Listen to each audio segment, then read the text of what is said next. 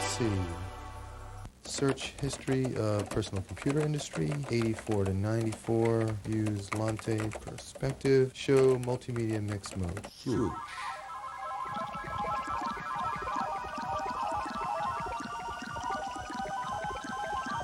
Ready.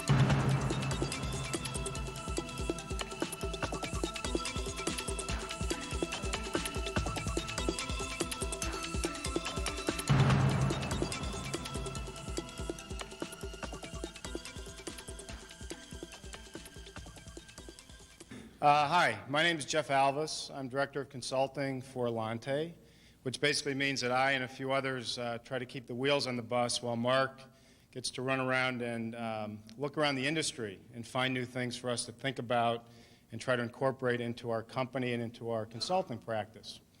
So actually, as a result of one of those endeavors that I became introduced to, not to our next speaker, but to his thought process and to his book, Bionomics. Mark came back from a trip and said, I met this guy, read this book, it's really cool, there's a lot of great ideas in it, read it. So I cheerfully said, sure, Mark, I'll do that tomorrow.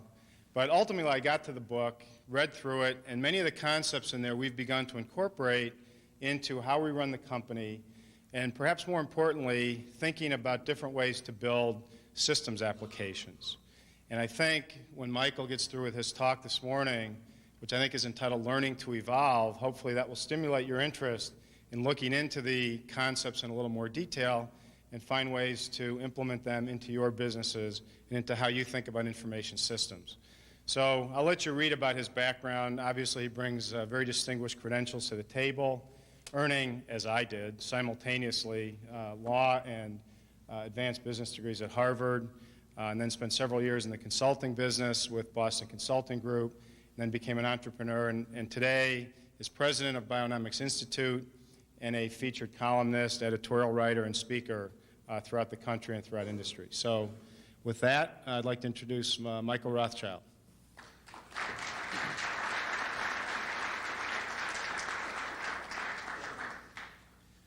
Thank you. Good morning. Thank you, Jeff. And also, I want to just thank Mark for starting Lante and having this event, and Mark being a good friend to the Bionomics Institute over the last several years. And we have, as you know already from looking at your program, you have a speaker later today, Dan Lynch, who founded Interop, who is also chairman of our organization, the Bionomics Institute. So, hi, Dan. You know, I don't know if it's possible, but if it were, I'd love to have a little bit of lights up in the house, because I can't see you, and I really would like to be able to see. That's a little bit better. That's good. It's a little difficult to speak when you can't see not even the whites of their eyes. You can't see the yellows of their eyes. Okay. What I'd like to do today is, I'm certainly not going to be talking about when any product is shipping, Cairo, Chicago, Windows 95, or the various permutations thereof. What I would like to do is set a context, set a way of thinking about a lot of the changes that you're already involved in, changes that you're bringing to your organizations, and perhaps another way of talking about those changes and what the possibilities are for improving the profitability and growth of your organizations, and speaking about them in a way that the present mindset, the present paradigm, the present way of looking at the world really doesn't make possible. Specifically, I have gone from company to company, particularly in the Silicon Valley, and the refrain always is product introductions are coming at us at an awful rate. The process technology is changing at a blistering pace. Market demand is fluctuating. It's change. It's just bewildering. How are we supposed to keep up with this ungodly rate of change? What the heck is going on here? How are we supposed to deal with this? And I think it boils down to coming up with organizations that are extremely effective at the process of being adaptive and responsive. Organizations that are able, in effect, to learn, to evolve. And if this little gadget works, we'll be able to get on our way and talk about the process of learning to evolve. I'd like to start with a quote from the management writer Peter Drucker, who about 2 years ago had a piece in the Harvard Business Review where he said, "Every few hundred years throughout Western history, there occurs a sharp transformation. Within a few short decades, society rearranges itself, its worldview, its basic values." Now, I happen to know it, but you're making it tough on the audience. Its social and political structure, its arts, its key institutions. 50 years later, there is a new world, and the people born then cannot even imagine the world in which their grandparents lived and into which their own parents were born. I think we're going through that kind of truly radical transformation of human society. That's why change is at this blistering pace. It's brought on primarily, as I'll argue at some length, by the microprocessor, by the PC, by the industry you're all involved in.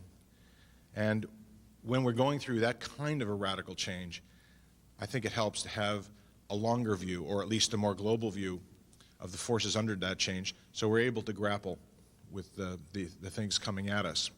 During the course of this unusual talk, I'm going to hit on topics that you couldn't possibly expect to see during a normal business meeting. I sometimes call this particular talk the boomerang talk, where I kind of take the topics way out there, way out there, to the point where some of you are going to be saying toward the middle of the talk, you know, I'm lost. This can't possibly be relevant to what I'm interested in. But trust the boomerang. The boomerang will come back. And so here we are on our way, and in effect, to try to understand this transformation, this deep change. First thing, where have we been? If we're transforming, where have we been? I believe we've been in the industrial age, obviously, in the machine age, and I just like to use this particular image of Charlie Chaplin going through the machinery in modern times to indicate our sense of the human being as a cog in the machine, that we became dehumanized by these very machines that pulled us out of the agricultural villages and turned us into citizens in an urban, developed society. And it's not just images like that. If you look at the state-of-the-art management thinking at the beginning of this century. Frederick Winslow Taylor wrote, "Under our system, a worker is told just what he is to do and how he is to do it. Any improvement he makes upon the orders given to him are fatal to his success."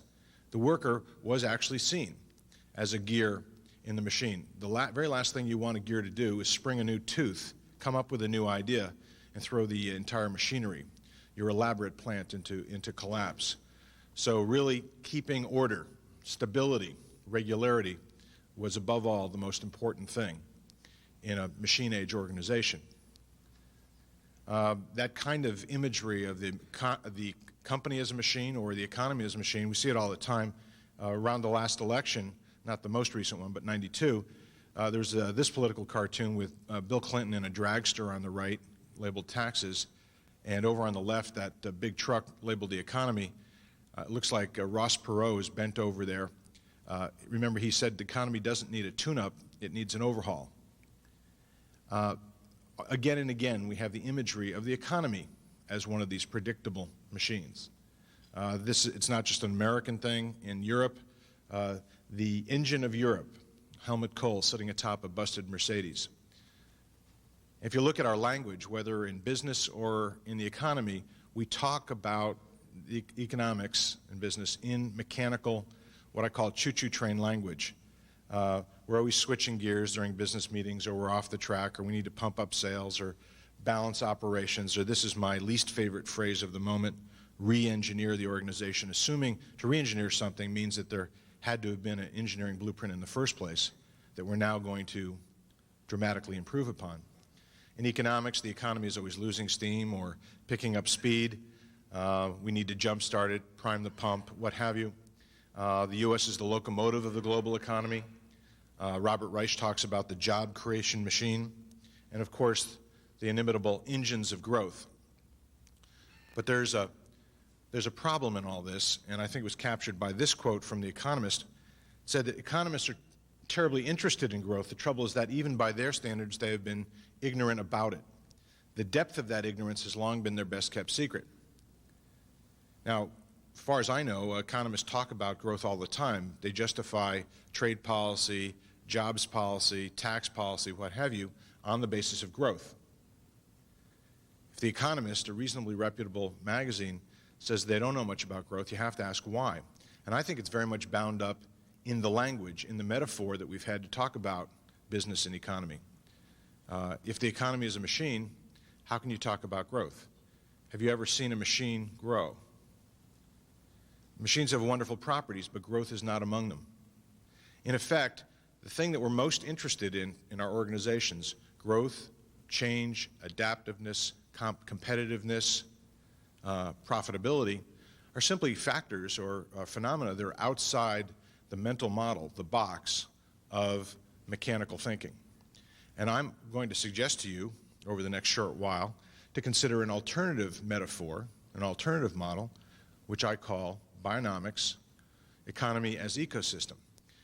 And under this, to give you a thumbnail sketch, the argument is that the economy is not like a steam engine, not like a locomotive. The economy is like an ecosystem, a rainforest, if you will. And that rainforest is populated by many industries rather than species, and they're all interconnected by a web of relationships. Some are predatory, some are cooperative or symbiotic, some are parasitic, but it is an incredibly complex set of web-like relationships among these industries. And within these industries, each of which has a population, are organizations rather than organisms. And they compete with each other for territory, we call it market share, within those domains. That's the super quick thumbnail sketch. Now let me take you through a line of reasoning which may, again, appear to be a bit of a diversion, but believe me, it comes back here nicely. And that is, if you want to understand a complex evolving system, if you want to be able to talk about the economy or your business as an organic system rather than a mechanical one, you need to know about this stuff. This is just a schematic of the DNA molecule, and as you all know about it, the genetic code, it really is a base 4 number system.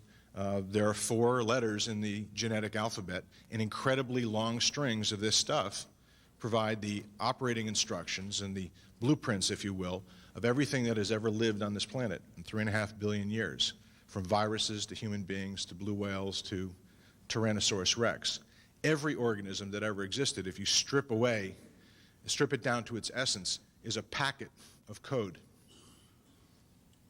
In that sense, you could think about the entire ecosystem as this vast information network of transactions among these packets of code. Indeed, it is this stuff which lives on forever. It has been around for 3.5 billion years. We are kind of temporary vessels that carry our version that we inherited from our parents and pass it on to our children. The writer Samuel Butler once wrote, "A chicken is just an egg's way of making another egg." And obviously the point here is that the primacy of genetic code rather than the organism in front of us. Now, if you look back over 3.5 billion years of evolution, you find a very interesting trend, which is not often noted. And this just shows, along the bottom axis, body weight of an animal, and along the y-axis, the vertical axis, is the brain weight. And what you find is that this is just kind of a map of the major different classes of organisms. The first to evolve, the bony fish, had the lowest amount of brain mass per body size. And then on up to the reptiles, the birds were a bit smarter, in effect, because they had larger brains for their body mass, until you get up to the mammals. So over evolutionary time, there has been a trend toward increasing computational ability. And if you just look at a scattergram of the mammals, what you find is that there is, of course, a very tight relationship between body mass and brain mass. You can predict the brain size if you know what the body mass of a particular mammal is. Except when you get to that one way up there labeled man. Human beings happen to have brains that are about 7.5 times as large as what would be statistically predicted by knowing their body mass. We happen to be a statistical outlier.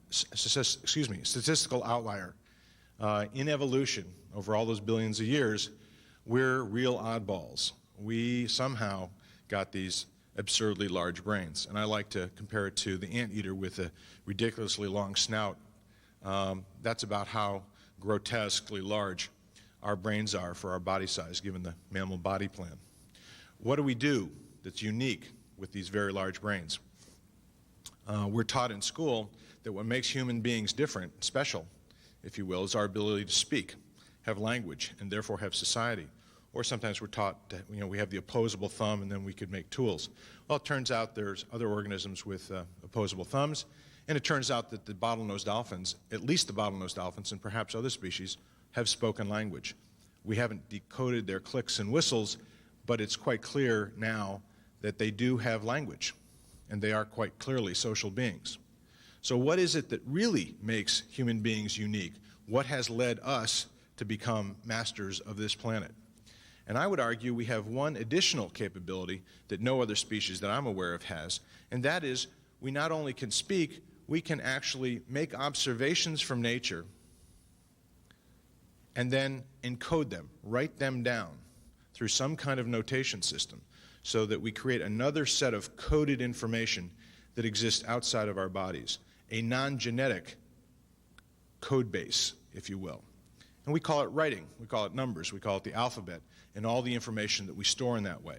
That obviously makes it possible for someone who has made an observation at some point in time to, even without being there, pass that knowledge along to subsequent generations or people who live in a different place. That is the root of all technology, having the ability to write your knowledge down. The very first example, and I'm going to take you through what I call the 4 information revolutions. The very first example we have of this phenomenon comes from 32,000 years ago. This is an image of a 4-inch long reindeer antler, or slab of a reindeer antler, and on the right-hand side you see 2 sets of 28 dig marks, or little etch marks, in that antler, and it turns out that this is a lunar calendar. This piece is twice as old as the famous cave paintings in southern France, and I was very interested to find out why on earth would these ancient people, and they are our ancestors, the Cro-Magnon people, why would they have bothered to create something like this? Why would they need or want a lunar calendar? And what was explained to me by the fellow who dug this up, Alexander Marshak, his speculation is as follows. Up to this point in time, human beings had not been able to hunt large mammals. That economic resource lay beyond our reach. You wouldn't take a handful of your friends and go out and attack a woolly mammoth with pointed sticks. You're more likely than the woolly mammoth to wind up dead. If you wanted to attack and get at that food source, you had to be a little more clever, and you had to have a higher level of economic organization. What he believes this was used for was that in each of these small bands, maybe 20 people that roamed the countryside and had to be quite spread out because there's not enough food if you're just gathering berries and eating small rodents and the like. What they would do was they'd use this to say, on the third night after the fourth moon, we will gather at this particular river crossing because we know that the mammoths cross at that point and they'll be up to their necks in water. That's when they're most vulnerable. And at that point, we could attack. And he believes this made possible the whole hunting, large-scale hunting era. It's also interesting to note that we had lived side by side with communities of our sister species, the Neanderthals, for nearly 100,000 years. But it was right around this time that the Neanderthals suddenly disappeared. Speculation might be that our ability to use this information technology to get at an economic resource allowed our population to grow rather fast and really outcompeted a group of people who didn't have this technology. In all the burial sites of our people, the Cro-Magnon people, we find evidence of this kind of symbolic notation. In none of the many burial sites of Neanderthals has any such thing ever been found. Maybe something about the wiring of our brains allows us to do this remarkable bit of coding and decoding, finding meaning in a string of symbols sitting there before us. The second information revolution was a lot closer to us, 5,000 years ago in ancient Sumer, now modern-day Iraq. And this is just an image of one of many thousands of clay tablets, cuneiform tablets that have been unearthed. And of all those that have been translated, over 99%, well, they're not religious tracts, they're not novels, they're not laws, they are accounting records. They're ledgers, receipts, IOUs. The agricultural system that these people first put together, in my view, depended totally on their ability to keep track of who owed who how much. Imagine having any kind of commerce today without documents. Everybody in this room has a few documents in front of them. Try to remember the last time you went to a meeting, unimportant or important, where you didn't bring documents along. We can't have larger scale human organization unless we are, in effect, kept to our past promises. If a fellow back at this time, 5,000 years ago, promised his neighbor to trade him 3 barrels of olive oil for 12 sheep a year hence, and then he had a little memory problem and said, no, I think it was 2 barrels of olive oil, wasn't it? You can imagine the level of disputes that would break out unless people were kept to their written promises. It's only at that level that you can have 1,000 people now living together in the same area because the level of disputes is restrained by the documents they use as the glue of that society.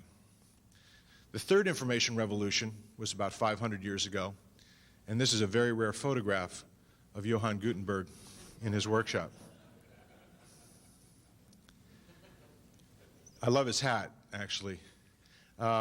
He's pulling one of the first pages off the press of the Gutenberg Bible. We don't know exactly, it says 1452. It's interesting, we don't know exactly when this happened. It's odd, but when you look back into the historical records, before printing, a lot of dates are kind of fuzzy. After printing, we really do know when things happened. What was the key events here? Well, in this third information revolution, I believe there were 2 huge advances that took place. Up to this point in time, anytime anyone encoded their knowledge, whether they etched it into a reindeer antler or put it in papyrus or clay or parchment, every piece of code that had ever been written on the planet was hand done. Manuscript meant handwritten. That meant 2 things. One is very expensive because you got to feed whoever the writer is. The labor content is high. And what this fellow did, obviously, by being able to crank out copies, took 99% of the labor cost out of copying over a byte, a piece of code, a word, dramatically collapsing the cost of information. Indeed, in the time from about 1450 to about 1500, the cost of a book dropped about 1,000-fold.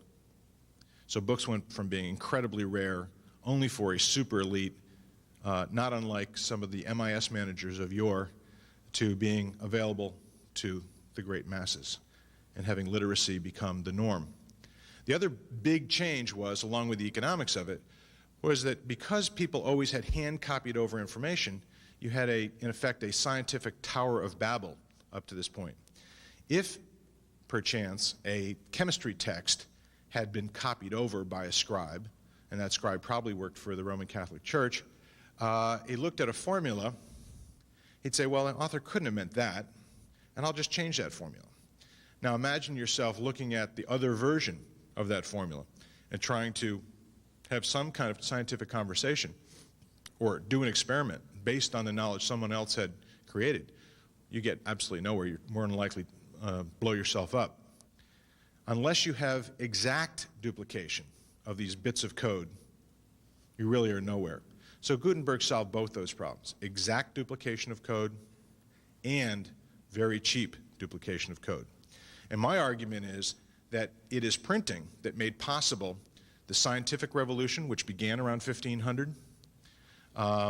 Galileo, Kepler, Bacon, great scientists of the time, all pointed to printing as making it possible for them to do their work. Newton, as you, I'm sure, recall, said in the 1600s, "If I have seen far, it is because I have stood on the shoulders of giants." And I think that's wrong. He didn't stand on their shoulders, but he did read their books. Knowledge became a social enterprise after printing. Also, think about the industrial age itself, the age we're just now leaving, and think of the central icon of that era, the steam engine or the locomotive. The way I look at it is this: you can show your son or daughter how to chip a rock and make a simple cutting tool. Tools you can teach, but you can't show your son or daughter how to make a locomotive. You have to have the blueprints. You have to have the documents. You have to have the operating manuals. Without those printed documents, there could not have been all these machines. Every single machine, everything around us, there is a plan written somewhere to tell the workers who put it together how to do that and how to operate it. So this written code is really the kind of the invisible substructure, if you will, of the industrial age. Well, now we get up to present time, and this actually was the beginning of the fourth information revolution, the fourth great transformation in human society.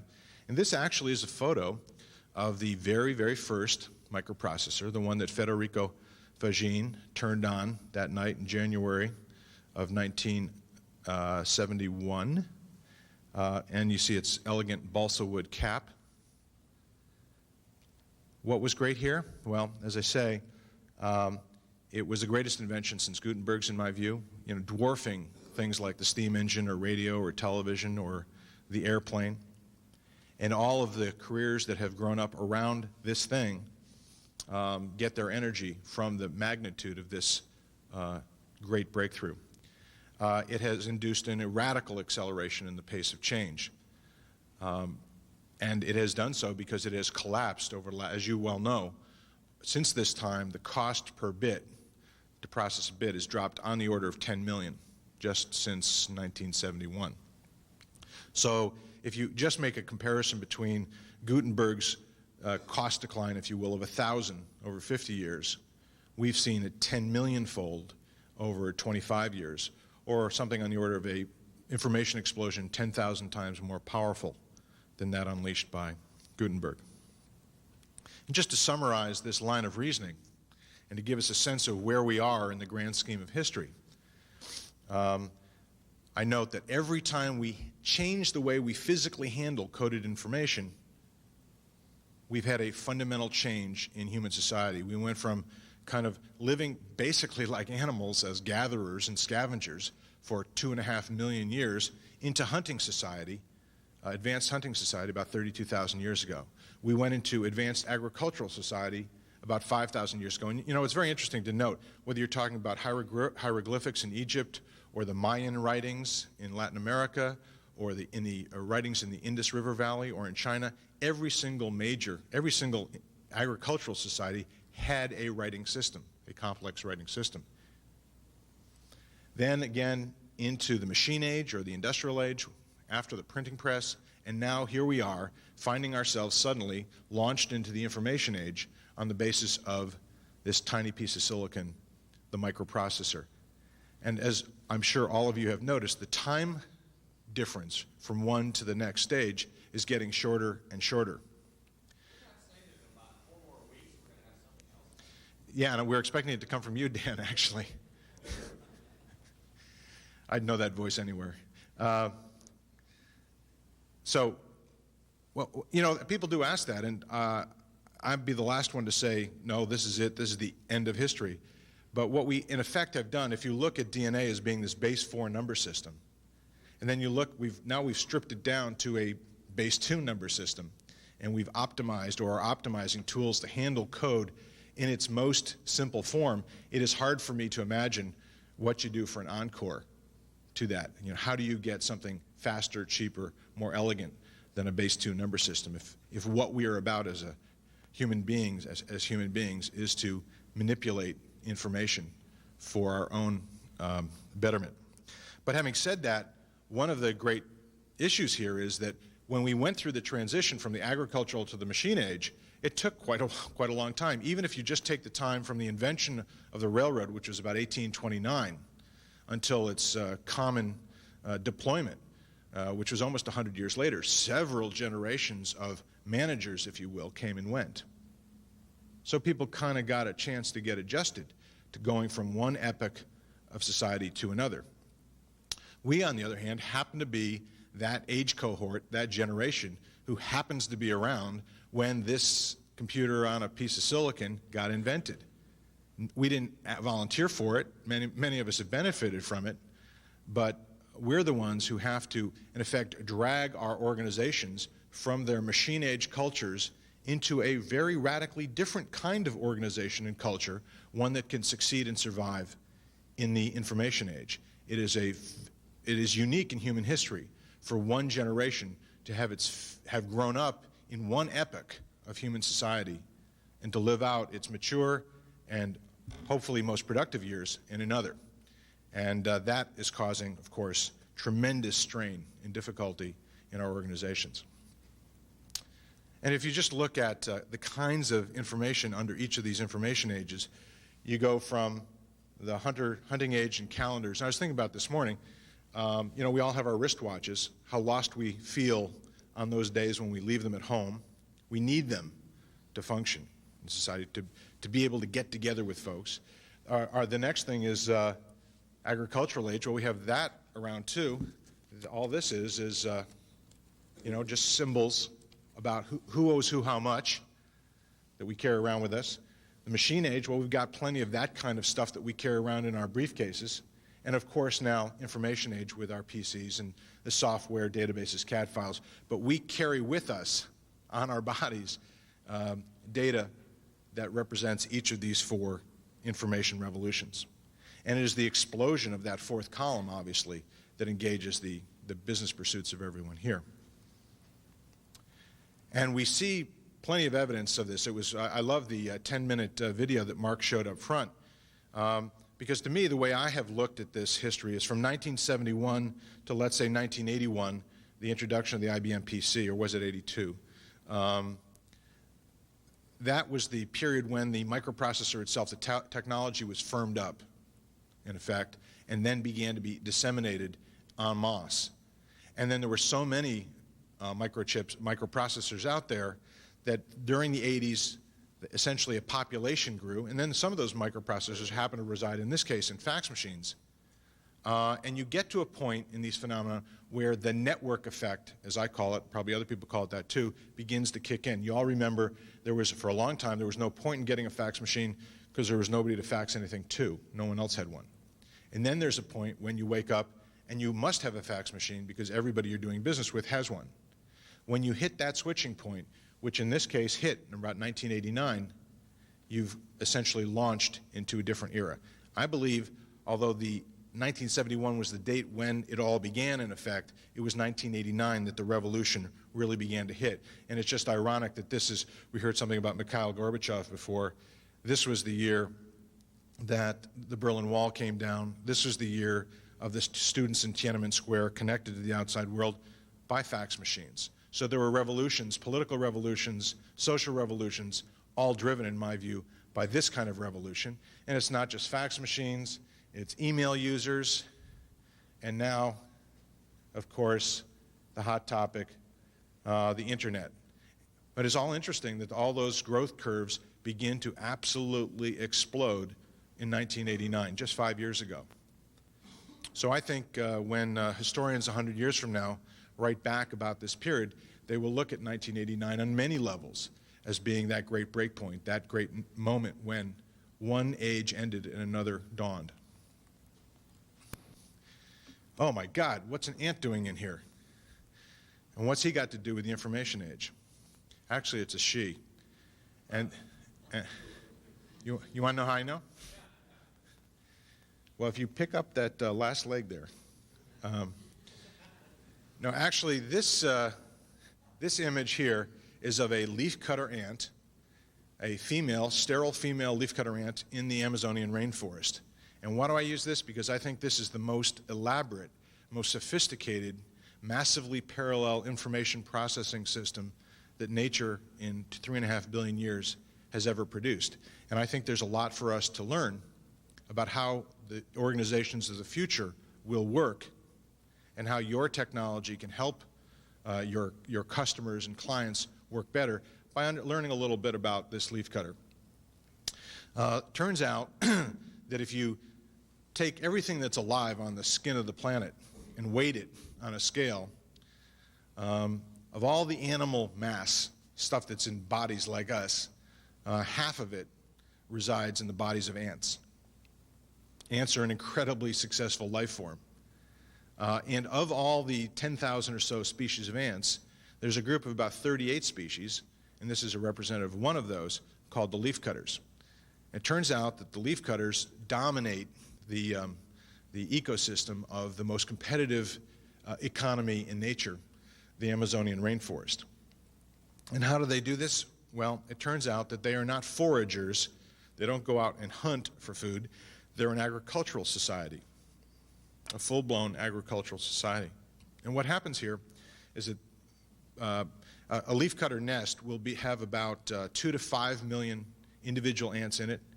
The mound is about 18 feet across in diameter, goes often 15 feet deep right down to the water table. And what you will notice on the forest floor is you'll see a column of these red ants streaming out of a nest, going a couple hundred yards, climbing up a tree, going up the tree, going out to a limb, clipping off a piece of leaf just like this, then turning around, heading right back down, coming back the other way. And that other column of ants, it's kind of like highway traffic at rush hour. Every single one of them has a piece of leaf. And they bring those pieces of leaf back into the nest. They go through into a major entryway. And as they go through, there are these very, very large ants that are the cordon around that entryway. They're the guard ants. And they check to make sure that these ants really do belong in that nest. And those ants go down, they go through a kind of a circular thoroughfare, kind of a traffic circle.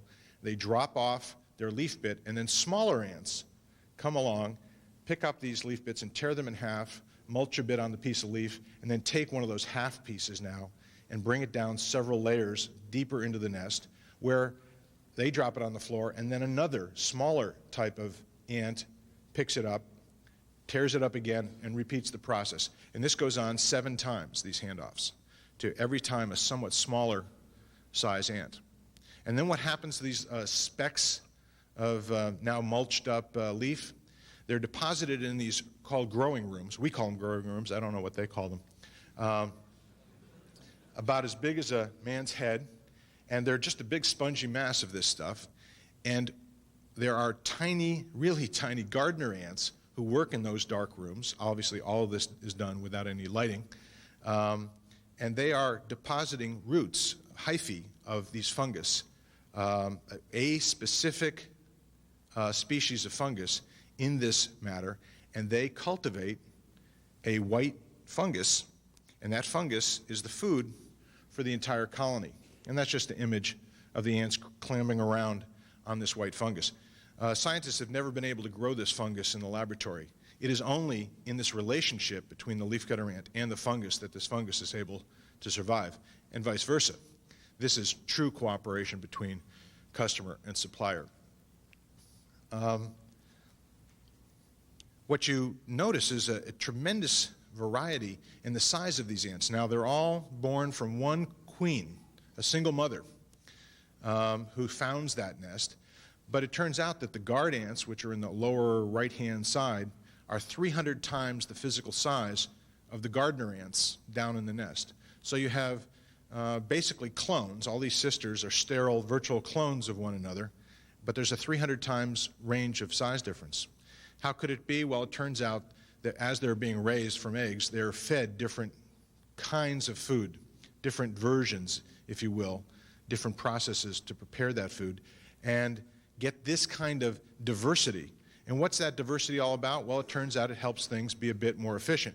If you were a gigantic ant, you'd have a hard time handling those very tiny roots of the fungus and doing that efficiently. You'd be like the bull in the china shop. On the other hand, if you were quite tiny, you'd have a hard time being a guard ant and fighting off some predator who is trying to get into the nest. So what has happened is an internal division of labor, a specialization. And this graph just shows by the frequency of a given task, whether it's at the top there caring for growing hyphae, those are done primarily by the very small ants. Ants are measured by the width of their head. And so you can see that the tasks in the social organization, the tasks in this company, if you will, this organic company, are specialized by the body size of those ants.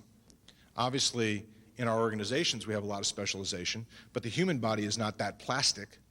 What we have is specialization by our knowledge, going back to this remarkable brain that we have, and the kind of code, the kind of information that we have, in effect, read and sucked up during our education and experience that makes each of us a specialist and hopefully most able to add value in a particular functional area within an organization.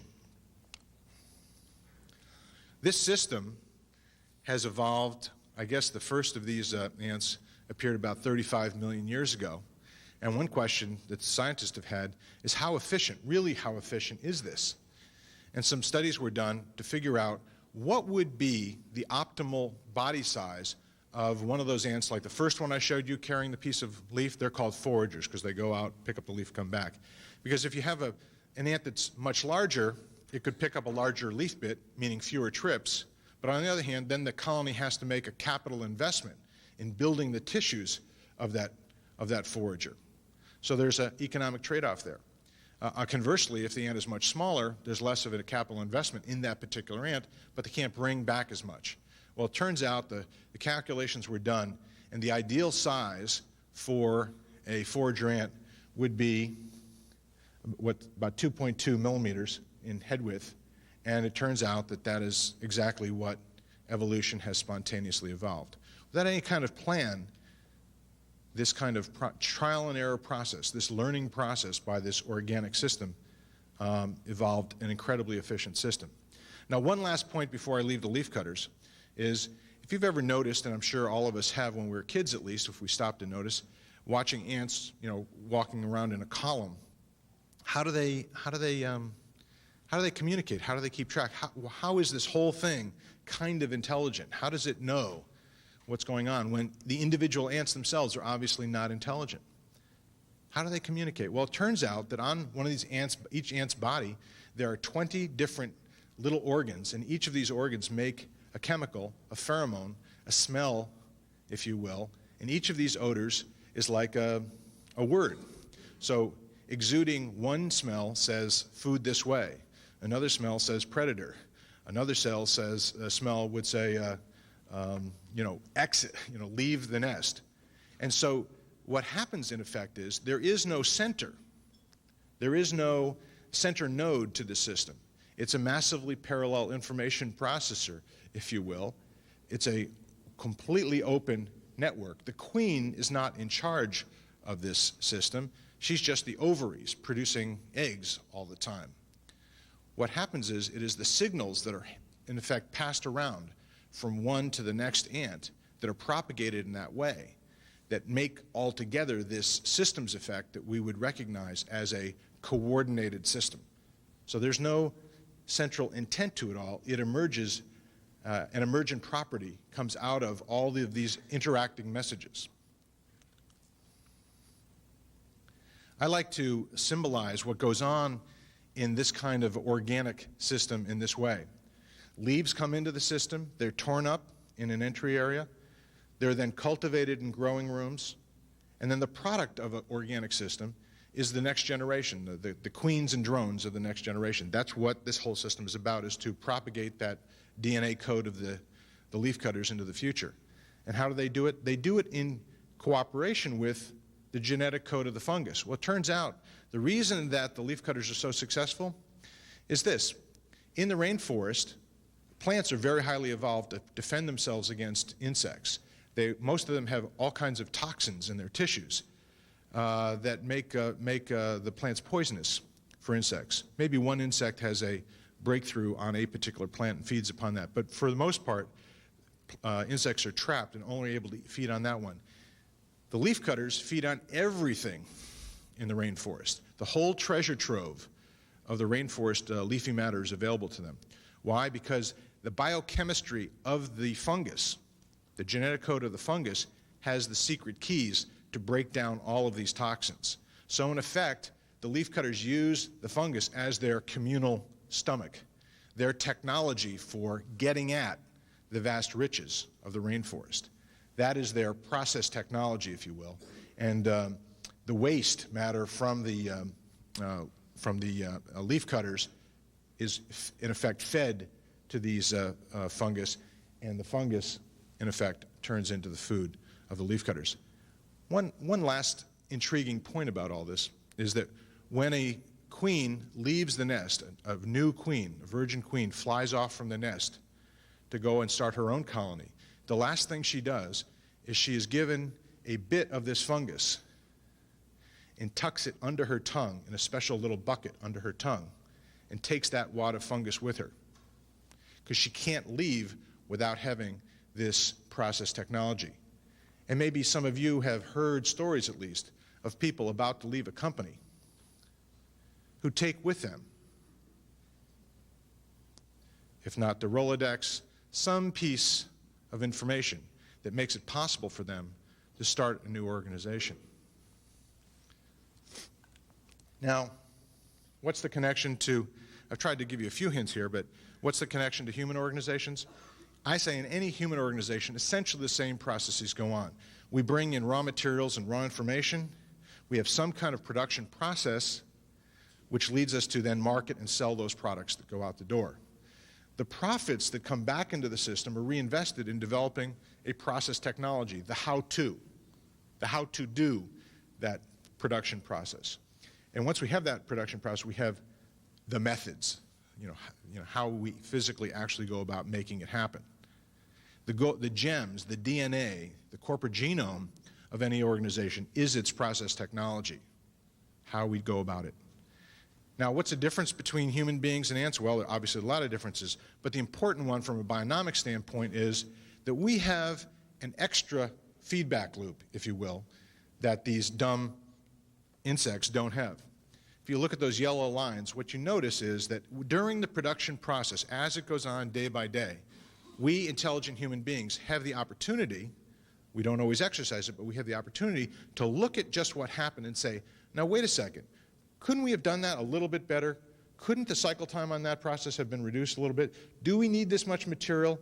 Was that manual written clearly enough? How could we change it to make it better for the next time? And it is that process of really looking at what you're doing, that day-to-day experience, having the revelation, the learning, the insight, and then, and this is the most crucial step, taking that insight and encoding it, writing it down, typing it into your notes client, and making it available to others in the organization such that the process technology, the know-how of the organization, as distinct from that of the individuals, grows. That allows the process technology to change, the how-to change, which obsoletes the old and hopefully obsoletes the process technology of the competitor even more than that of your own, yourself.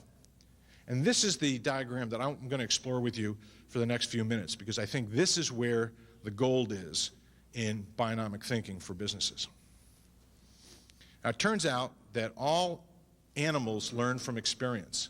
Not plants, but all animals do learn from experience, from single-cell protozoans to human beings. And this graph just shows you that given the number of units of experience, the number of trials, not time, elapsed time, but the number of times a rat tried to get through a maze, the average rat will spend fewer and fewer seconds making wrong left and right-hand turns as it goes through a maze until it gets out to about trial 12 or 13, at which point it's figured out the maze, it's perfect, and its little feet just won't carry it any faster.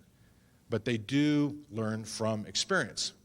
Now, the argument would be, if Rothschild's right and organizations are like intelligent organisms, intelligent social organisms, then they ought to learn from experience, and as they get more experience, their costs ought to fall, and as their costs fall, then their prices will fall, just out of competition. But if you look at the data, it's quite clear, historically, that prices go up.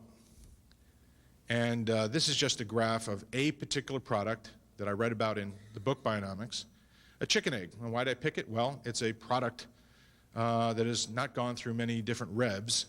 It's the same old product. So you like to be able to pick something that didn't change on you from generation to generation. So for the past 100 years, we've had data from the U.S. Department of Agriculture, and yes, the U.S. government is worth something. They are able to produce valuable information.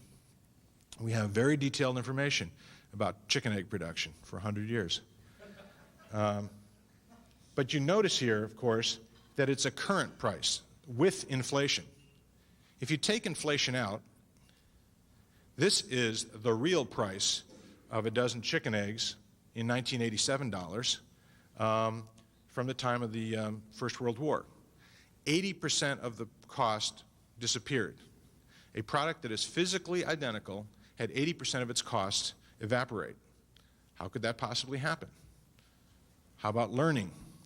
This is redisplaying the same data with a different horizontal axis. Instead of time, we show the cumulative billions of chicken eggs produced since 1910.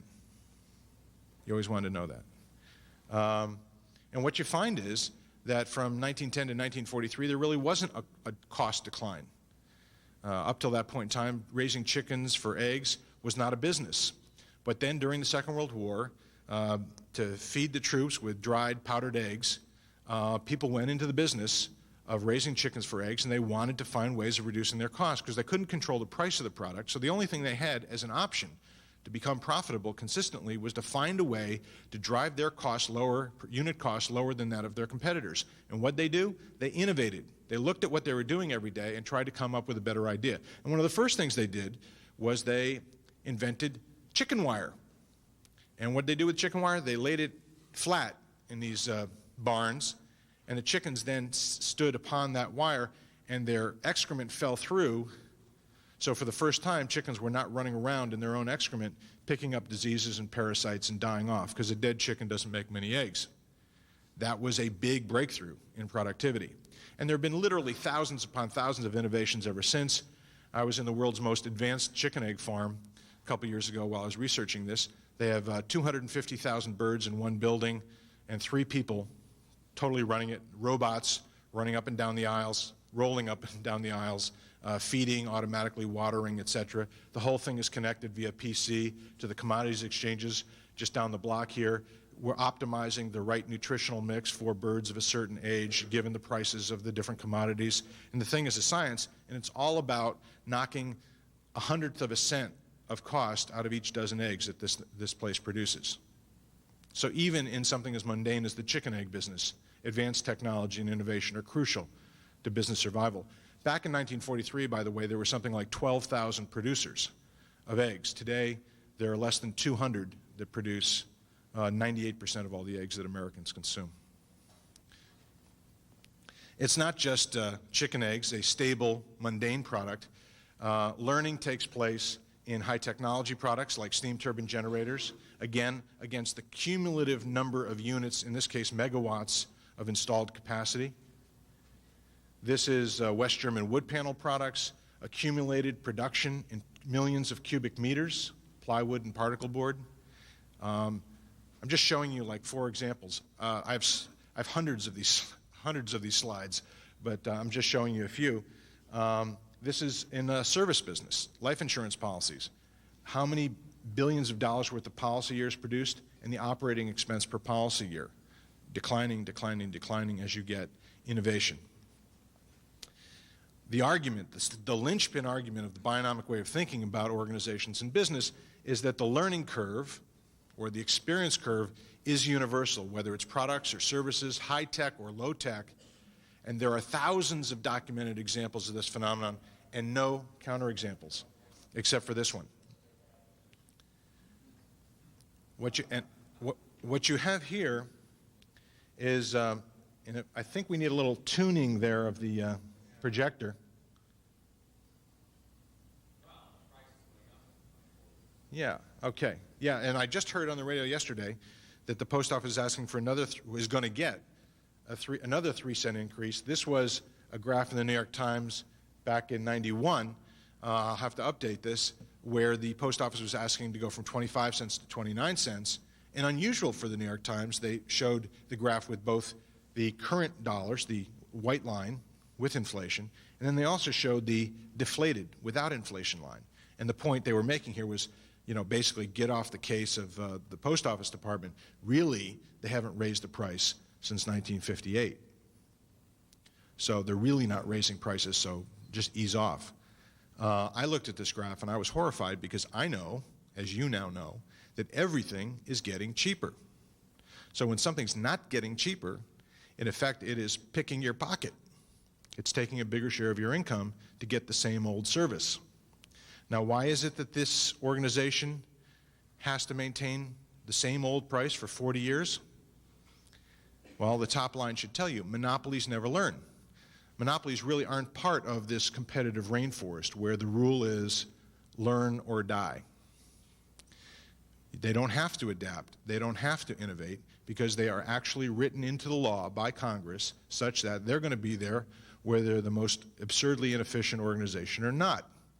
And if you're a clerk in the post office and you've got a whiz-bang idea, how likely is it for your various levels of supervisors to go through turf battles with their administrative hierarchy to make that change when everybody knows that in the end of the day, the organization's still going to be there?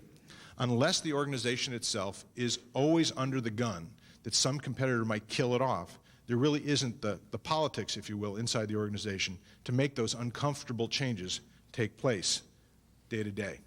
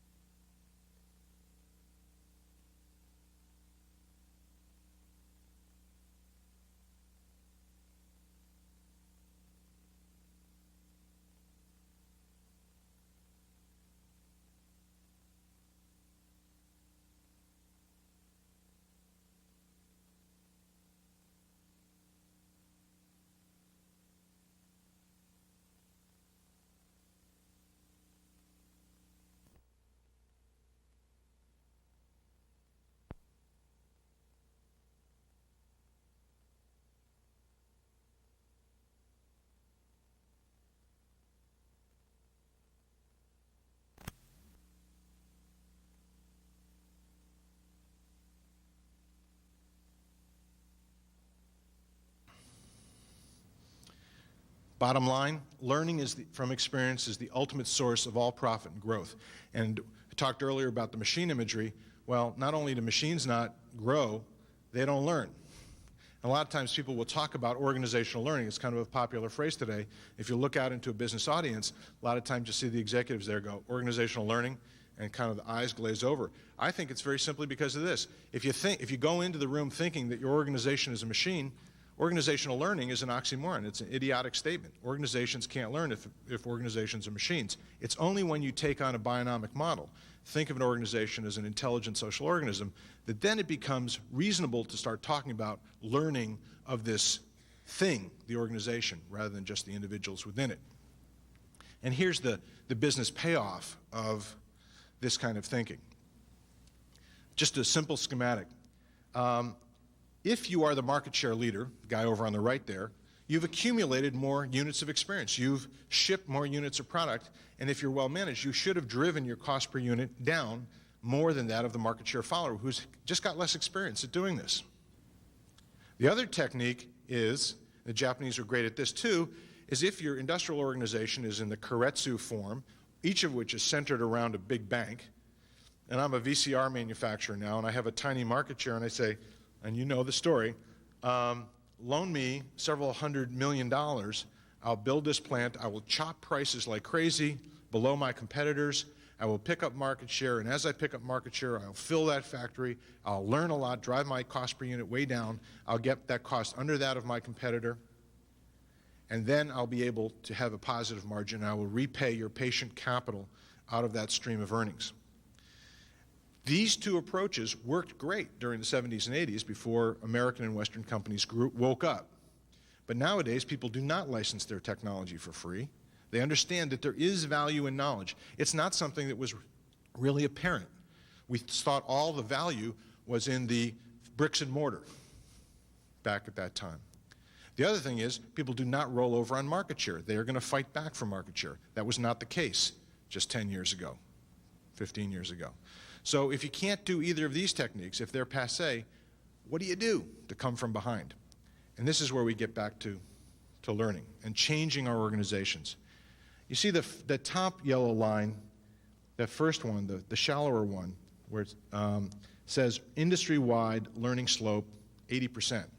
What that means is when I go from serial number 1 million VCR to serial number 2 million, a doubling of my cumulative experience, then to serial number 4 million, 8 million, etc. Every time I double my cumulative experience, I can expect, if it's a well-managed organization, to squeeze 20% of the cost per unit out. Somehow, lots of little innovations, it's eliminated.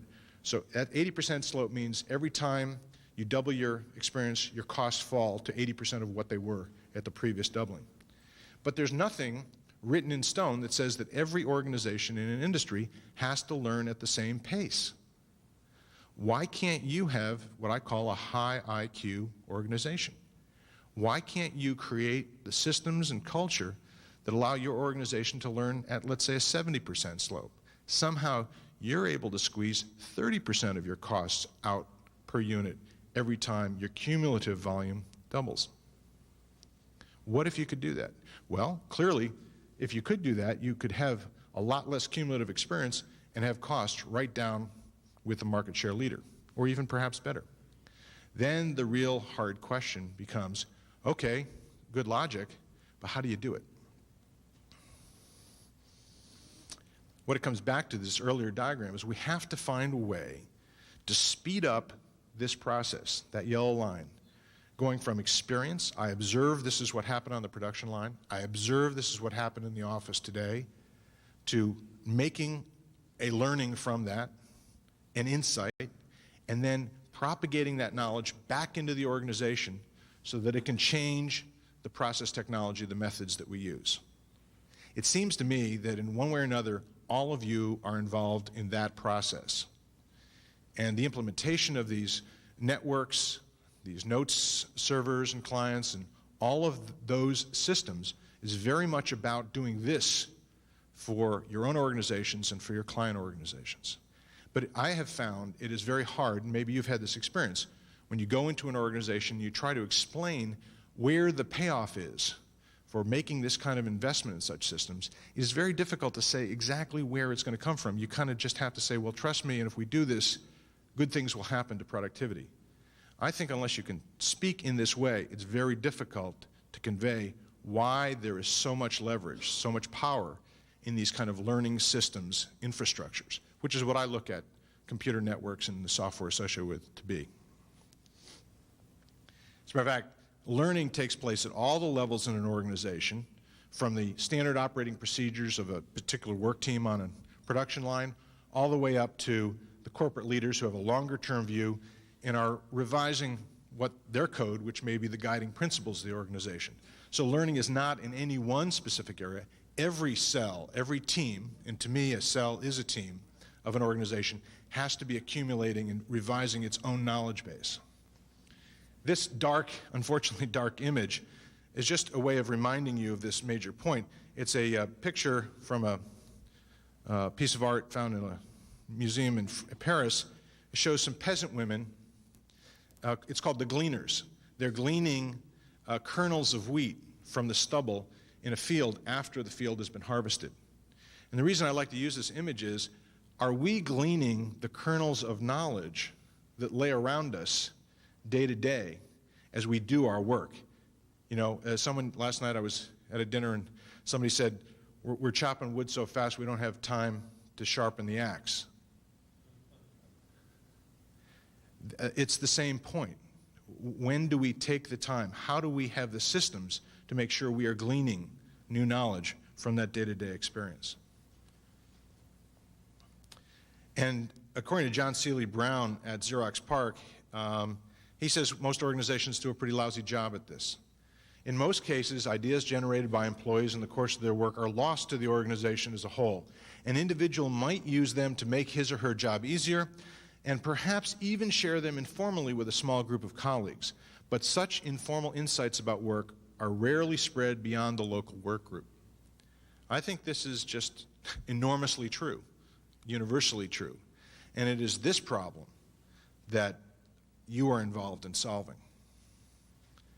And one of the sources of this problem is this thing. And even in your own organizations, you all know where you fit in yours. Everybody knows this. It's interesting. Interesting icon. Everybody knows about it. A lot of people attack command and control hierarchical organizations as being outmoded and this and that. I don't quite look at it that way. I say this thing's been around for several thousand years from the Roman armies. Why did this topology of an organization persist for so long? I think it has a lot to do with the cost of information. Think of it this way. If I'm the vice president of marketing here in the middle, I've got one line of responsibility, one line of communication I have to maintain to the boss, president, and I got 4 direct reports, so I got 5 lines of communication I have to maintain. And in a day of U.S. Post Office and carbon copy memos and big office buildings where everybody does face-to-face meetings, that kind of organization makes sense because it is so expensive to get a piece of code from one person's head to another person's head. But what happens when, all of a sudden, the cost of moving around a byte drops by 10 million-fold? I think you fundamentally go to a radically different architecture of an organization, what I call a neural network organization. And what's happened here is you still have those boxes, now they're little circles, but what you've got is incredibly high number of interconnections between each of these nodes, each of these individuals or work teams. Why? Because it's virtually free. And one way I put it is, if you were an architect and you had 2 materials, lumber and bricks bricks were 1,000 times more expensive per square foot than lumber, you would certainly architect your buildings, design your buildings such that you only use bricks in those structural applications where you absolutely had to have them. But if somebody overnight invented a new kind of kiln that dropped the cost of a square foot of bricks by 1,000,000-fold, now lumber is 1,000 times more expensive than bricks.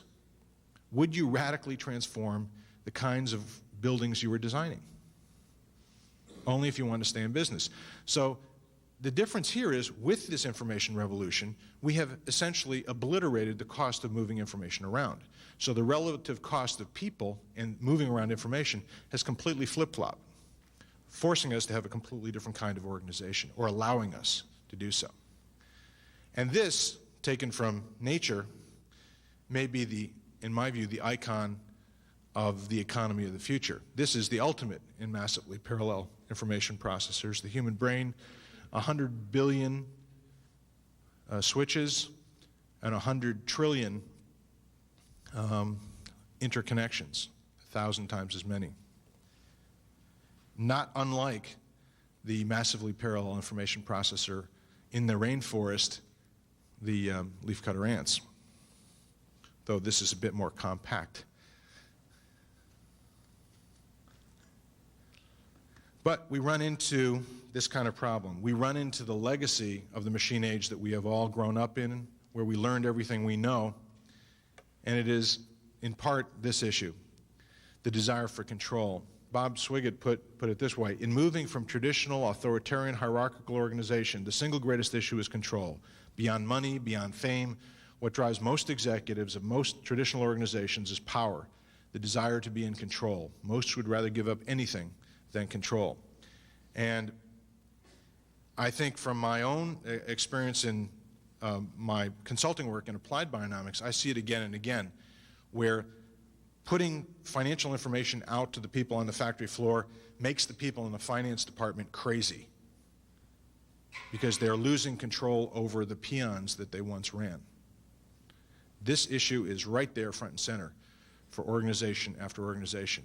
And it's part of a whole long catalog of changes that our 20th century machine-age organizations are making as they do this deep transformation to 21st century information age, or, may I use the expression, bionomic organizations.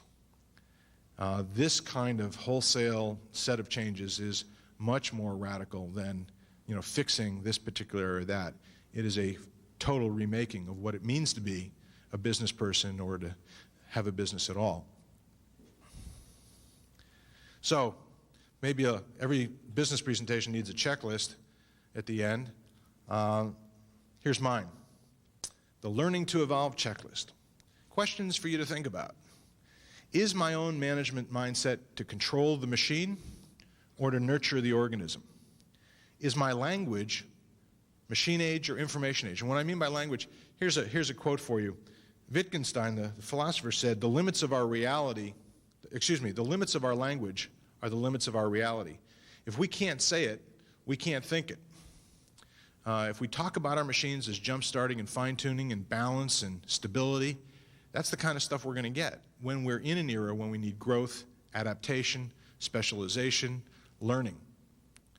So the kinds of conversations, the kinds of decisions that are made in an organization are very much bound up in the kind of language you use to discuss the issues. Lots of wrong decisions happen because people simply don't have the metaphor or the vocabulary to think through an issue to its end. Can my people explain why organizational learning is so crucial to the company's survival? Not just you. Let's say you could remember most of this presentation. That's not good enough. Can your people explain it to you? Which procedures and systems interfere with my group's learning? Do our information systems make it easy to share new knowledge, or are we drowning in data? It is this area which makes me so happy to be associated with Mark Tebbe and Lante, because they've been such great leaders in this area of teaching some companies how to create information systems that make it possible to share new knowledge. How often do we critique established methods? Does our financial system report the value of knowledge created? It's very interesting to me to note that we keep saying our people are our most valuable asset. You see that on the wall of all the companies you walk into. And I'll say, well, so what is that value? Could you give me a number on that? They can give you a number, an inventory. They can give you the bricks and mortar. They can give you the book value. But no one knows what the value of the knowledge of the organization is. Are we learning faster than our competitors? How can we tell? What is the slope of our learning, and what is that of our industry? Does our culture honor knowledge creators at every level and in every specialty?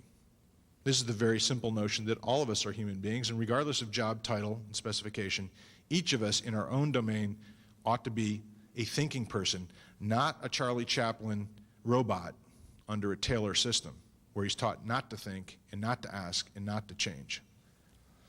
Do our incentives reward teams and individuals for superior learning? Do we set stretch goals, those that we know we don't know how to achieve? I mean, if you know how to achieve something, you can be pretty darn sure you're not going to learn anything in the process.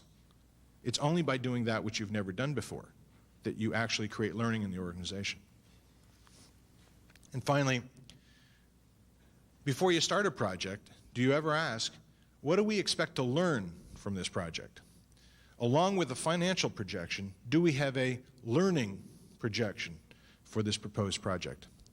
And finally, a question that was given to me by a senior manager at HP Labs who came to one of my executive workshops. He went back to HP Labs and started talking to his gaggle of PhDs at the end of every day and say, well, what did you learn today? At first, they were terribly put off. I mean, what do you mean, what I learned today? I think this is the key management question. This is the key management question. So a few final quotes from the wise ones about meeting this challenge of learning to evolve. This is from Mr. Matsushita, whose name you're familiar with, died a few years ago. And he said, the survival of firms today is so hazardous in an increasingly unpredictable environment that their continued existence depends upon the day-to-day mobilization of every ounce of intelligence. For us, the core of management is the art of mobilizing and putting together the intellectual resources of all employees in the service of the firm. Ray Stata, who runs Analog Devices, put it very simply. The only sustainable competitive advantage, especially in knowledge-intensive industries, is the rate of organizational learning. And Bob Lutz, the president of the supremely successful organization that was once near dead, said, the large won't eat the small, the swift will eat the slow. Speed is everything. And obviously he's not talking about the speed of the cars or 100,000 Chrysler employees on a track meet. He's talking about the speed of the learning, the speed of the adaptiveness and responsiveness of the organization as a whole. The speed of its ability to learn to evolve. Thank you very much.